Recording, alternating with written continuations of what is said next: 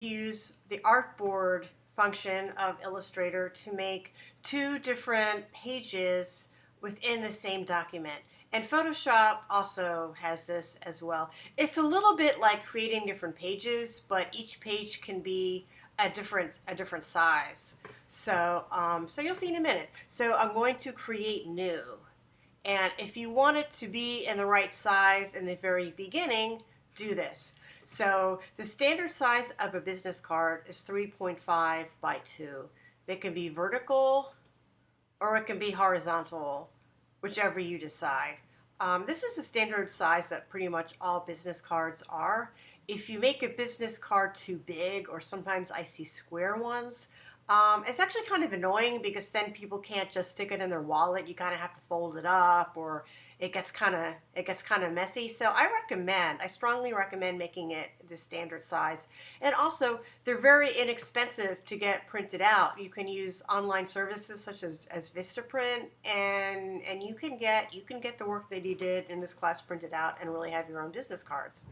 So if you make it 3.5 inches by 2, choose horizontal or vertical, and then make 2 artboards. If you do it from this menu, you will automatically get two different business cards, a front and a back for you to use. So click Create, and now you can see that I have the 2 cards. So one thing that I want to show you, I'm going back to the selection tool here, is there are rulers. And this is also true for Photoshop, but we didn't get to it. So when you click Show Rulers, you can see what the printed dimensions of your piece will be. So you can see that this is 0, this is 3.5. But this one that I'm going to say is the back is just spaced out a little bit. If you want to measure that, you click on this corner, and that can change the ruler origin. So now you can see how big that one is. Okay, I'm going to move it back. There's also guidelines that are very useful if you want to line something up, if you want to put something in the same position on the front and the back. You hold down, you take the mouse and just hold down on the ruler and then drag and lift up. So that's a horizontal rule. And if you want to get a vertical one, hold down from the left and then pull one up. And you can do as many of these as you like. They don't print. You just see them on the screen. So they're just simply guidelines to help you. And you can move them around. If you press down on the mouse, you can move them, and you can also get rid of them if you want. I'm just gonna move that off the page.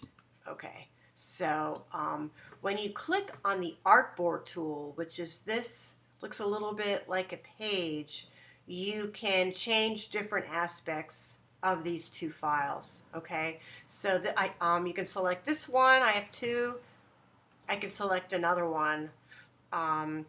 These little lines right here indicate crop marks. So that indicates that's the edge. That's the edge of the document. That's how big that document is. This artboard panel comes up, and you can also select artboard 1, select artboard 2, and then there's different things here at the top: horizontal, vertical, and there's different presets you can use that we're not going to use for this project. There is also something when you click here. I had to double click. The options come up, and here you can see what the width and the height is. So you can do lots of things. If they're not the right size, you can change it. There's a bunch of other things you can do, but this right here, the fact that you can change the size of it by typing in numbers, I find that very helpful. You can also draw more artboards if you want to. So I'm gonna go back. I'm gonna make my logo. It's really nice, and then maybe that's my logo. Maybe I'll make it nice and big, And then I can put some type, my contact info. Okay, so when you go to save, it works out pretty much the same thing as what you already did. So I'm going to go to save as, and when I do, so you have to make it smaller. Okay, when I make it a PDF, just like before, right here at the bottom, use artboards is checked, okay? And it's going to be all the artboards. So I'm going to call it logo artboards, and I'm going to save it to my desktop where I have a whole bunch of stuff. And when I click save, I do preserve Illustrator editing capabilities, and I have view PDF after saving.